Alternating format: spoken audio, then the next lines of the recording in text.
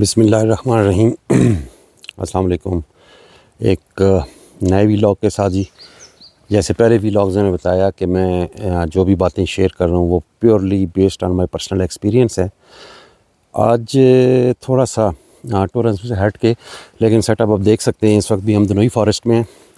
بڑی خوبصورت جگہ ہے جی، just 50 kilometres from Rawalpindi یعنی اسلام آباد، اور یہاں پہ ایک فارسٹ کا ریسٹ ہاؤس ہے۔ کچھ پوڈز میں نے لگے دیکھے ہیں، لیکن ابھی یہاں پہ وہ لڑکے ہیں نہیں، تو وہ آتے ہیں تو ان سے پوچھتے ہیں کہ یہ ابھی آپریشنل ہیں بھی یا نہیں۔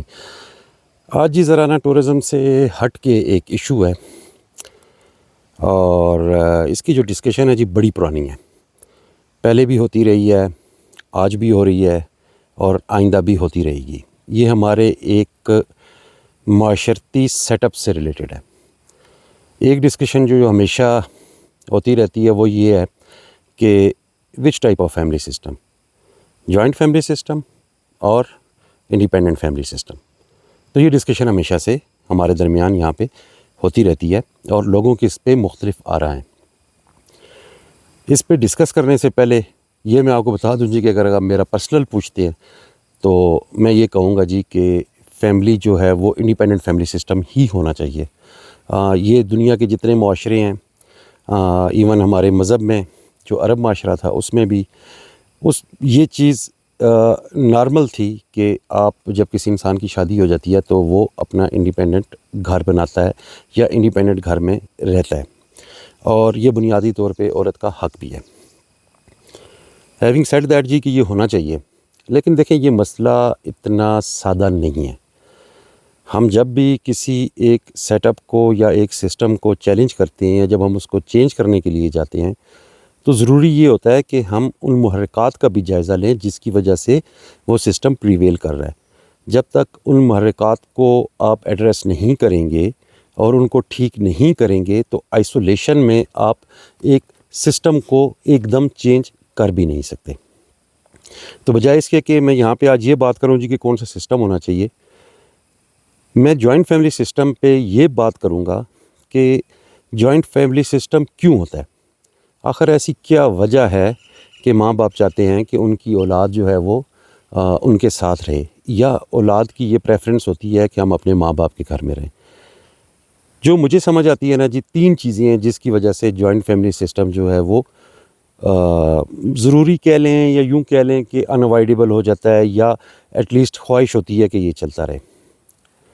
ہمارے ہاں جو بھی جی ماں باپ ہوتے ہیں، بنیادی طور پہ اگر آپ ان کی فائنینشیل سائڈ دیکھیں نا جی، تو ان کے 3 میجر اخراجات ہیں، ایسے اخراجات جن میں ان کی زندگی کی ساری کمائی جو ہے وہ سپینڈ ہو جاتی ہے۔ سب سے پہلا خرچہ جی وہ ہے بچوں کی تعلیم۔ جو ہمارے ہاں جس طرح کا ایجوکیشن سسٹم ہے، یا جتنی ایجوکیشن مہنگی ہے، ایک والد کی کمائی کا بڑا حصہ، کافی بڑا حصہ بچوں کو تعلیم دینے میں لگ جاتا ہے۔ ایک بچہ ایوریج جو ہمارے ہاں ہے تقریباً 22 سے 24 سال تک تعلیم کے مسئلے میں ڈیپینڈنٹ ہوتا ہے اپنے والدین کے اوپر۔ تو والد کا، یا اگر والدہ بھی جو ہے وہ ورکنگ ویمن ہے، تو ان کی کمائی کا بڑا حصہ جی جو ہے نا وہ لگ جاتا ہے ان کی تعلیم کے اوپر۔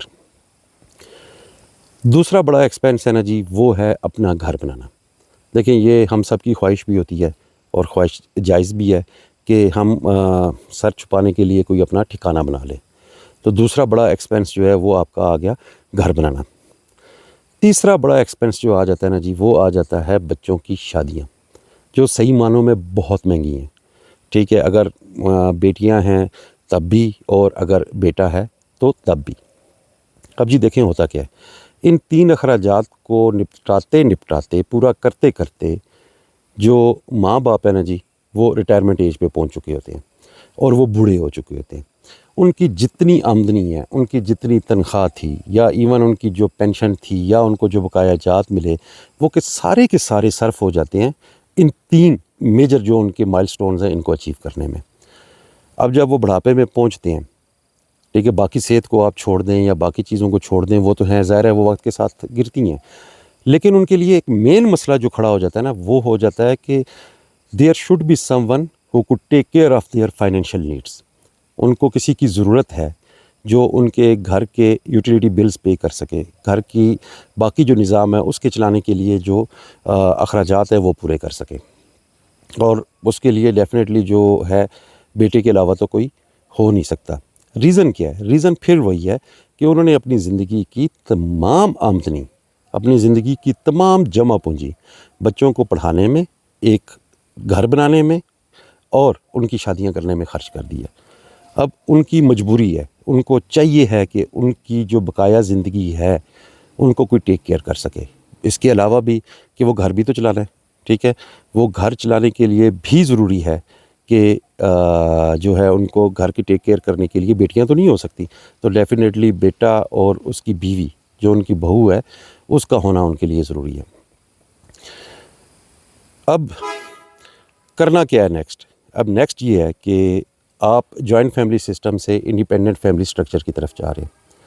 اگر آپ انڈیپینڈنٹ فیملی سٹرکچر کی طرف جا رہے ہیں تو آپ کو پہلے ان 3 چیزوں کو ایڈریس کرنا پڑے گا. جو مجھے سمجھ آتی ہے، پہلی چیز ماں باپ کے لیے میرا یہ خیال ہے جی کہ آپ کو اپنے بچوں کی ایجوکیشن پہ ایک مخصوص لیول تک خرچ کرنا چاہیے. اگر آپ مجھ سے پوچھیں تو میرے خیال سے آپ کو انٹرمیڈیٹ یا اے لیولز تک اپنے بچوں کی ایجوکیشن کو فائنانس کرنا چاہیے. یہاں تک ایجوکیشن کسی حد تک ریزنیبل بھی ہوتی ہے کاسٹ وائز. اس کے بعد جو ایجوکیشن ہے وہ بہت مہنگی ہو جاتی ہے. تو what I can suggest is کہ یہاں تک اس کو ان کو فائنانس کریں، ٹھیک ہے. اس کے بعد بچے کمانے کے لیے نکلیں اور بالکل higher education is a must, ضرور حاصل کریں، لیکن وہ بچوں کو اپنی محنت سے، اپنی کمائی سے فائنانس کرنی چاہیے. اب اس کے بعد جو ہے جی وہ آپ آ جائیں نیکسٹ جو آپ کا دوسرا بڑا ایکسپینس ہے وہ ہے آپ کا گھر. اس میں ہم کسی حد تک جو ہے وہ کوئی چینج نہیں کر سکتے، ٹھیک ہے. وہ اس لیے ہم نہیں کر سکتے کہ بہرحال گھر آپ کی ضرورت ہے. اس میں بھی کوشش کریں، کیونکہ یہ گھر جو ہے بعد میں لڑائی جھگڑے اور ان چیزوں کا جو ہے وہ باعث بنتا ہے. اس میں بھی آپ کوشش کریں کہ چھوٹا گھر یا ایسا گھر بنا لیں جو ایزی بعد میں مینٹین ہو سکے یا چل سکے. اور دوسرا آپشن یہ بھی ہے کہ اپنی جو انویسٹمنٹس ہیں، جو آپ کے پاس پیسے بچتے ہیں، ان کو ایسی کمرشل پراپرٹیز یا کمرشل سیٹ اپ میں جو ہے وہ آپ انویسٹ کریں، ٹھیک ہے، جہاں سے آپ کو بڑھاپے میں کچھ نہ کچھ انکم آتی رہے اور آپ اپنی اولاد پہ ڈپینڈنٹ نہ ہو. تیسری چیز آ جاتی ہے جی آپ کی شادی. بہت ہی کریٹیکل ایشو ہے. میری یہ ریکویسٹ ہے کہ برائے مہربانی ان چیزوں کو ذرا آسان کریں، ان شادیوں کو آسان کریں. یہ لیوش قسم کی شادیاں جو ہیں یہ بعد میں مشکلات پیدا کرتی ہیں، نہ صرف ماں باپ کے لیے بلکہ جن خاتون اور مرد کی جن کی لڑکے یا لڑکی کی شادی ہوئی ہوتی ہے ان کے لیے بھی. سب سے پہلے جو ہے میرا اس میں ایڈریس ہے لڑکے والے ہیں. برائے مہربانی یار یہ جہیز کی لعنت سے باہر نکلے. میرے خیال سے اس سے بڑی بے غیرتی کوئی ہو ہی نہیں سکتی کہ آپ لڑکی کے باپ سے جو ہے وہ جہیز کا تقاضا کریں، ٹھیک ہے. ایک شخص آپ کو اپنے جگر کا ٹکڑا، اپنے دل کا ٹکڑا جو ہے وہ دے رہا ہے اور آپ پھر یہ توقع کرتے ہیں کہ آپ کو گاڑی بھی دے، آپ کو گھر کا سامان بھی دے، ٹھیک ہے، آپ کو فریج بھی اس کی طرف سے ملے، بیڈ بھی اس کی طرف سے ملے، آپ کے گھر کو وہ بھرے بھی. تو میرے نزدیک تو سب سے پہلے جی یہ سٹیپ لینا مسٹ ہے. اور اچھا دیکھیں یہ اس طرح نہیں ہے کہ آپ اس پہ ڈھیلا سا جو ہے ایک وہ کر لیں جی کہ ٹھیک ہے جی ہم تو نہیں لے رہے لیکن اگر وہ اپنی بیٹی کو دینا چاہ رہے ہیں تو ہم کیا کر رہے ہیں. نو، آپ کو ایک کنکریٹ جواب دینا ہوگا اس کے اوپر کہ ہم ایسا نہیں ہونے دیں گے، کیونکہ یہی چیزیں ہیں، ٹھیک ہے، جو بعد میں وقت کے ساتھ ساتھ جو ہے وہ آپ کی ایک معاشرتی روایت بنتی چلی جاتی ہے. ایک بندہ جو کوئی کام کرتا ہے پھر وہ آگے باقیوں کو بھی اس کی جو ہے نا بھیڑ چال ہے اس کے اندر کرنا پڑ جاتا ہے. تو somebody has to come forward اور اس چیز کو ختم کرنا ہوگا. الحمدللہ لوگ کرتے بھی ہیں بیچ میں، بہت اچھی بات ہے، لیکن بائی اینڈ لارج یہ ہمارے اندر یہ چیز چل رہی ہے. اس میں پھر اب ذرا دوسری سائڈ آ جاتی ہے جی، جو خاتون، جو لڑکی ہے، جو شادی جس کی ہو رہی ہے یا اس کے ماں باپ ہیں جی. دیکھیں بات یہ ہے کہ پاکستان میں ایوریج ایج جو ہے وہ شادی کی ہے 26 to 27 ایئرس. جیسے ابھی ہم نے بات کی ہے کہ جو ہمارے نوجوان ہیں وہ اپنی تعلیم کمپلیٹ کرتے ہیں کوئی 23-24 سال کی عمر میں، ٹھیک ہے. جو ابھی ان کا اپنے پروفیشن میں انٹری لیول ہوتا ہے، وہ اس وقت تک یہ تقریباً ناممکن ہے کہ وہ اگلے 3-4 سالوں میں وہ گھر بھی اپنا بنا چکے ہوں، ان کے پاس مناسب سواری بھی ہو، اور وہ کوئی 6 ڈیجٹ جو ہے وہ پلس جو ہے نا وہ سیلری، ویسے 6 ڈیجٹ بھی آج کل کسی کام کی نہیں ہے، لیکن اچھی سیلری بھی وہ لے رہی ہوں، تو وہ بنیادی طور پہ اسٹرگلنگ فیس میں ہوتے ہیں۔ تو جب کوئی خاتون اپنے لیے ہم سفر کا انتخاب کرتی ہے تو آئی ول سجیسٹ کہ یہ نہ دیکھیں کہ اس کے پاس باپ کی جائیداد کتنی ہے، اس جس گھر میں رہ رہا ہے وہ اس کے باپ کا دیا ہوا ہے، ٹھیک ہے، تو ہمیں کرایہ نہیں دینا پڑے گا، اور جو ہے وہ ہم ایزی اس کے اندر سروائیو کر سکیں گے۔ ایسے بندے کا انتخاب کریں جس کی شاید اس وقت آمدنی زیادہ نہ ہو لیکن اس میں محنت کرنے کی صلاحیت ہو، اس کو سپورٹ کریں، اس کے ساتھ کھڑے ہوں۔ ویسے بھی آج کل ڈیول انکم جو ہے وہ فیملی سسٹم جو ہیں وہ چل پڑے ہیں، خواتین بھی ماشاءاللہ ہر فیلڈ کے اندر بڑا اچھا پرفارم کر رہی ہیں۔ تو ایک اسٹرگل کرنے والے بندے کے ساتھ جو ہے وہ اپنا رشتہ جو ہے وہ استوار کرے، اور انشاءاللہ اگلے 8-10 سالوں میں 15 سالوں میں آپ کا یہ پلان ہونا چاہیے کہ جو آپ کی ضروریات ہیں وہ آپ اس سے پوری کر سکیں گے۔ دیکھیں، اگر آپ کو یہ ہے، آپ کا یہ پلان ہے جی کہ آپ کی شادی کے اوپر ولیمہ بھی بڑا لیوش ہوا ہو، ٹھیک ہے، آپ کو جناب مہر کے اندر اچھا خاصا گولڈ بھی جو ہے وہ ملا ہو، آپ نے 8 لاکھ 10 لاکھ 15 لاکھ کا جو ہے وہ لہنگا بھی پہننا ہے، تو بھائی اگر یہ ساری چیزیں اس کے باپ نے دی ہیں تو اس کا مطلب ہے کہ اس کا باپ یہ خرچے کرنے کے بعد پینی لیس ہو چکا ہے۔ اب اس کو ضرورت ہے اپنے بیٹے کی کہ اس کا بیٹا یا اس کے بیٹے اس کے ساتھ رہیں اور اس کی بقایا زندگی میں جو اس کی فائنینشیلز اور دوسری نیڈز ہیں وہ ان کو پورا کریں۔ تو جب تک آپ ان 3 چیزوں کو ایڈریس نہیں کریں گے تو آپ یہ جوائنٹ فیملی سسٹم کے اس سیٹ اپ سے باہر نہیں نکل سکتے۔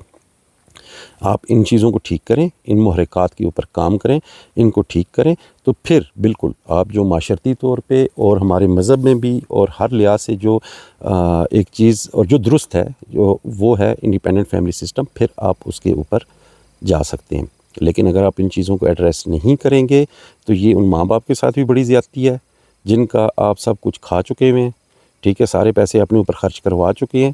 اب آپ ان کو منہ پکا کر کے یہ نہیں کہہ سکتے کہ میں اپنی بیوی کے ساتھ جو ہے وہ الگ ہونا چاہتا ہوں۔ اچھا، الگ ہونے میں بھی میں آپ کو ایک اور بات بتاؤں، 90% مور دین 90% سوال یہ نہیں ہوتا، جو بیوی ہوتی ہے وہ خاوند کو یہ نہیں کہتی کہ چلو آؤ ہم چلتے ہیں، ہم کسی دوسری جگہ پہ کرائے پہ رہ لیتی ہیں۔ نارمل یہ کہا جاتا ہے کہ اپنے باپ کو کہو کہ ہمیں ہمارا حصہ دے کے الگ کر دے، اور بھائی باپ کے پاس لے دے کے وہ 5-7 مرلے کا تو گھر ہوتا ہے، وہ بھی آپ کو دے دے تو خود کہاں جا کے رہے گا۔ اس کے اوپر میں پھر ایک الگ بھی بات کروں گا کہ یہ پراپرٹی ڈویژنس جو ہے اس کے اوپر کیا ہونا چاہیے اور ان چیزوں کو کیسے اوائڈ کیا جا سکتا ہے۔ بہرحال اس وقت ہم اپنے ٹاپک کے مطابق ان محرکات کے اوپر غور کریں۔ جب یہ محرکات ٹھیک ہو جائیں گے، ان کو آپ ایڈریس کر لیں گے تو پھر آپ اس سسٹم کو چینج کر سکتے ہیں۔ اگر آپ اس کو آئسولیشن میں چینج کریں گے تو آپ کا پورا سٹرکچر جو ہے وہ دھڑام سے نیچے گر جائے گا۔ بہت شکریہ۔